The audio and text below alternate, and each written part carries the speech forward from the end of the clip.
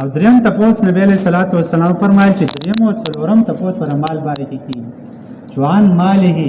من اين اكتسبه وفيما انفقه کم مال می چې درکړو د مالی ګټلې رقم زګیو او بیا دا خرج کړی چلته د ټول غوړه ولنه تپوس در څه باره کی چې د مالی ګټلې په کومه طریقه باندې ایداري په حلاله طریقه ګټلې په حرامه یې ګټلې ته چا نه دی غلا کړی دی ته چا سره دوکا کړلا کنا و چې مزدوري دې کړله په ځای تکلیف تر کړه د مال لګټلې نو دی وجنا دا دریم تپوس پر مال باره کی هغه عزتمندو د مال په ګټلو کې عام طور زمو مسلمانان کله چې د مال په ګټلو کې ورشي نو به کې بیا دا پروا نه کوي چې دا مال حلال او حرام دی خو راشه بس صرف خپل جیب دکوا او چې چا په کوم ځای باندې لاس برشوي دی چې چا ته دکان والا کړل نو هغه کې کوشش کوي چې رزق کې ځان له خپل تنخواه نه زیات شي وګټم زیات شي د سواله ما چې هغه زما مال په هغه باندې زیات شي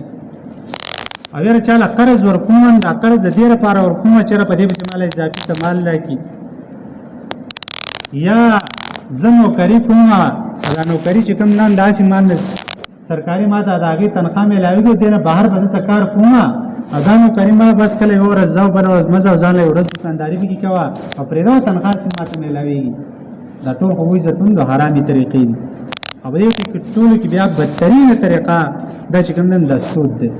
چې نن سبا زموږ ستا په دې ملک کې چې د اسلام په نوم باندې آزاد شوی دی زموږ ستا ټول نظام معیشت او اقتصادي نظام او کوم چې زموږ ستا نظامي معیشت دا ټول په سود باندې د خپل پروان کړی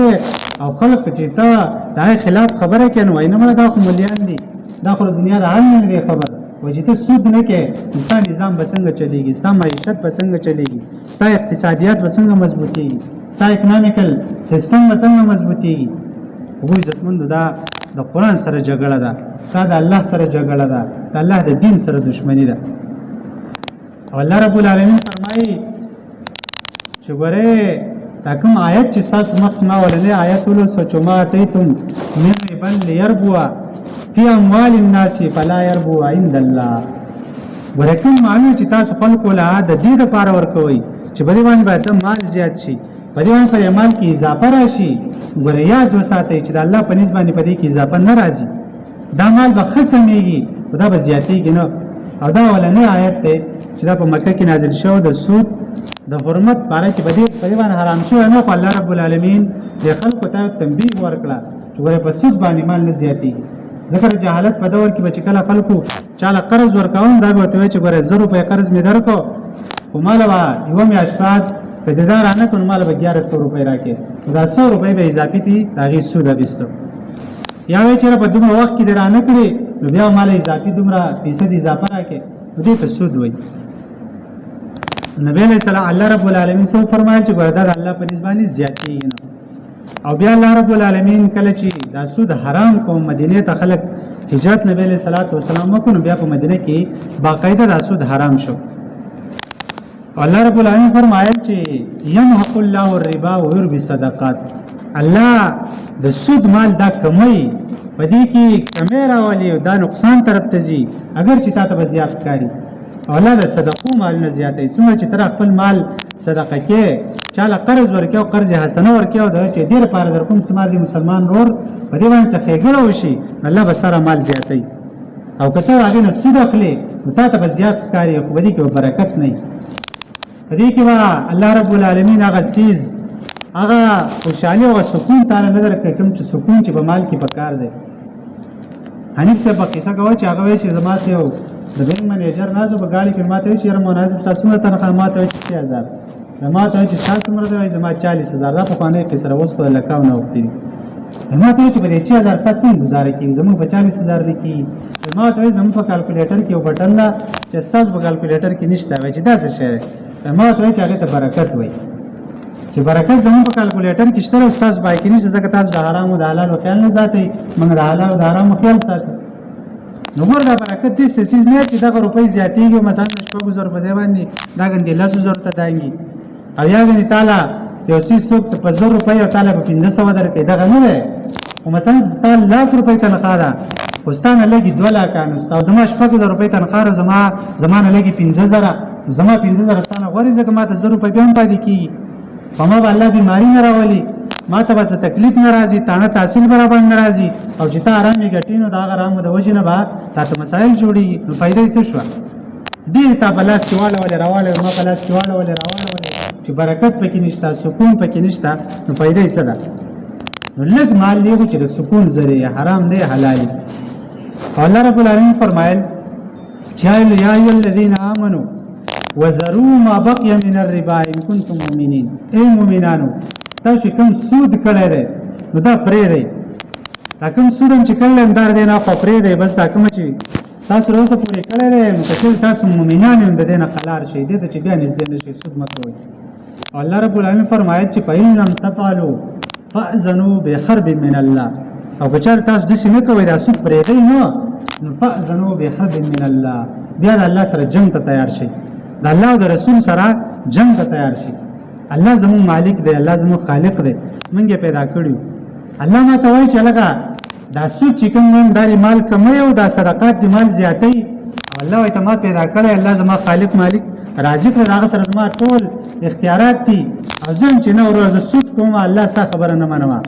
د الله سره جنګ دی که نه دی؟ په الله دم اعتماد دی که نه دی؟ وم په دې دنیا کې موږ خپل پلار خبره اچولی شو، زما ستا یو لیډر موږ هغه خبره ګزارلی شو، هغه خالق او مالک شاهنشاه د بادشاهانو بادشاه دا خبره مونږ گزارو، دا سره جنگ دی کنه دی؟ او بیا د الله سره څوک جنگ کولای شي؟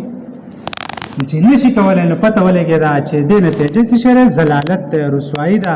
جهنم ته تللی، په دنیا او په آخرت کې زلالت ده. اگر چې ما تا ته به دې ښکاري چې دې سپور غیر ډېر ښې کپړې اغوستلي او ښه ژوند تېری په غټه بنګله کې دی، خو تپوس یې وکړه دله به خوب نه ورځي، چې خوب کوي نو دا به نشي ګولې خوري. خو عزتمندو دا پر دنیا غ زلالت ته چې الله سره جنگ کول دي. او دا عباس رضی الله تعالی عنہ په دې آیات لاندې ابن کثیر نقل کړی چې عباس رضی الله عنہ فرمایي چې خلیفہ وخت لپاره کار دی چې دا سودخور سره راونی څنګه ته وایي چې بره توبه وکړي، سود نه قلار شه، کله ته نه قلاري په کار چې تور راوالي دنه د سر او دنه سټ وړاو کې د سټ وګورځي. ځکه الله سره جنگ کوي، زموږ الله سره څوک جنگ کوي، زموږ هغه سره جنگ نه کوم. په دې نه دا معلومه شوه چې ستا په ملک کې اسلامي نظام پکار دی، اقامت دین لپاره به ته کوشش کې. ځکه ستا حکمان فاسق او فاجر دی، په خپل سودخور دی، نو هغه به سودي نظام څنګه ختم کړي؟ هغه په خپل منځ نه کې انتاله به د منځ نظام څه جوړ کړي؟ هغه په خپل د حرام قایل دی، نو هغه به تعالی حلال او د اسلامي معیشت څه تنظیم وکړي. په دې نه دا معلومه شوه چې د اقامت دین لپاره به کوشش کې، د حکومت الهیه لپاره هغه لپاره خپل صحیح او خپل منډي ترلې او پروي زلالت د سود هغه څه شی دی. الله رب العالمین فرمایي چې الذين ياكلون الربا لا يقومون الا كما يقوم الذي يتخبطه الشيطان. کوم خلک چې د سود مال خوري، الله رب العالمین فرمایي چې د قیامت په ورځ به دا نه پاتې مګر داسې به پاتې لکه دا چې اسیب زدی، لکه جا پیریانې، دا چې پاګلی، دا چې لیونی، او دا چې مخبوط الحالي، لکه چې د عقل دا فاتر شوی ختم شوی، او دا عقل چې کار نه کوي. څنګه چې په دنیا کې انسان دا په مال پسې منډې تړلی وي، ځان پسې لیونی کړی دی، پلار او مور نه پېژني، ورور نه پېژني، رشته دار نه پېژني، ګاونډي نه پېژني، خو بس مال له هړپ کوي او ځان ته په ځان ته راټولوي، عدل لیونی شوی په دې پسې. نو دغه شان په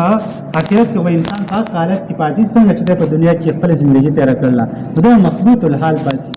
دا ټول خلک ورته ګوري چې دا به زلالت په حالت کې دا به ذلیل، ټول خلک وایي چې دا پاگل، دا په دنیا کې په دې پسې لیونی او دا ذلت په آخرت کې هم دا مقدر دی. او عذاب دا الله رب العالمین بل ځای کې دا هم فرمایي چې من جاءه موعظة من ربه فانتهى فله ما سلف. کوم خلکو چې الله نصیحت راغی د سود نه وروسته، نو خیر دی دا مخکینی چې کوم یې کړلی او دغه نه منع شو، نو ورته خیر دی معاف دی. وامره الی الله، او دا کار ټول الله تعالی د زړه نه الله خبر ده، معامله به الله ته سپاري. ومن عاد فاولئک اصحاب النار هم فیها خالدون. ازو چې ګرځي سود تر او ګرځي خیر الله حکم اوریدو، د الله حکم ته ملاو شو چې ګور الله سود آرام کړل، خو بیا هم دی کوي پرې دومره مولا دې درڅنه خبر ده، دنیا د حال نه ده، خو سود نه بغیر کاروبار کی مولا درڅنه خبر ده. دا هغه پتر کې زمانه کی باتیں کر رہے، دا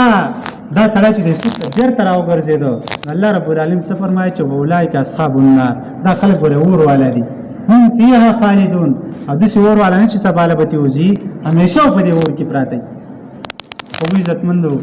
د احادیثو کې ډېر زیات د دې واردات راغلي چونکې د وخت کمیت دی وجه نه مختصر یو څو حدیث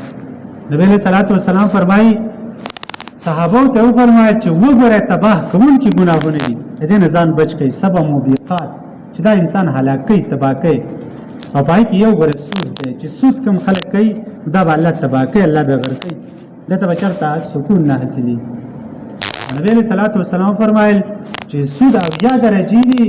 او په دې کې ادنا درجه دومره ده لکه انسان چې د خپلې مور سره زنا وکړي نعوذ بالله من ذلک